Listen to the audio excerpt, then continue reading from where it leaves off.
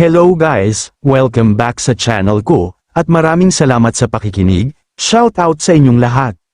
Sa pinakahuling live ni Medeth sa YouTube, maraming natuwa at talagang naging masaya ang kanyang mga supporters, lalo na ang mga tites at mommies na matagal nang sumusubaybay sa kanya. Matagal din kasing napansin ng marami na bihira na siyang mag-live at parang napag-iwanan na niya ang kanyang YouTube channel. Dahil dito, unti-unti ring bumaba ang kanyang views at engagement, kaya malaking bagay para sa mga fans ang muli niyang pagbabalik sa live streaming.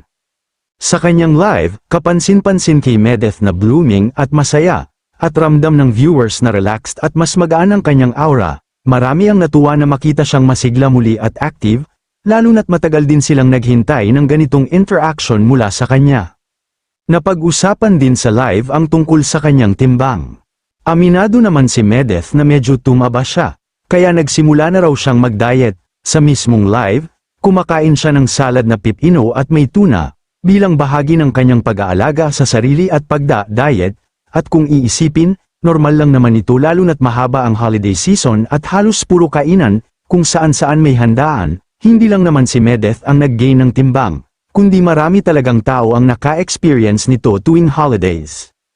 Mayroon ding ilang supporters na nagbigay ng opinyon, tulad ng pagsasabi na mas mabuti raw sana kung kumain muna siya bago mag-live, dahil para sa kanila ay hindi raw gaanong maganda tingnan ang kumakain habang naka-live. Gayunpaman, malinaw na opinyon lang ito ng isang manonood, at iba-iba naman talaga ang pananaw ng bawat viewer. Ang mahalaga pa rin ay komportable si Medeth at totoo siya sa kanyang sarili habang nakikipag-interact sa kanyang audience. Bukod pa rito, ibinahagi rin ni Medeth na may binibenta na siyang mga t-shirts online. Ang mga ito ay may iba't ibang designs at sizes, at unisex kaya pwedeng isuot ng kahit sino, lalaki man o babae. Isa itong paraan niya hindi lang para kumunik muli sa kanyang supporters, kundi para rin palawakin ang kanyang ginagawa bilang content creator at online seller. Sa kabuuan, ang pagbabalik ni Medeth sa live ay isang positibong hakbang, hindi lang para sa kanyang channel, kundi pati sa kanyang mga tagahanga na matagal nang naghihintay.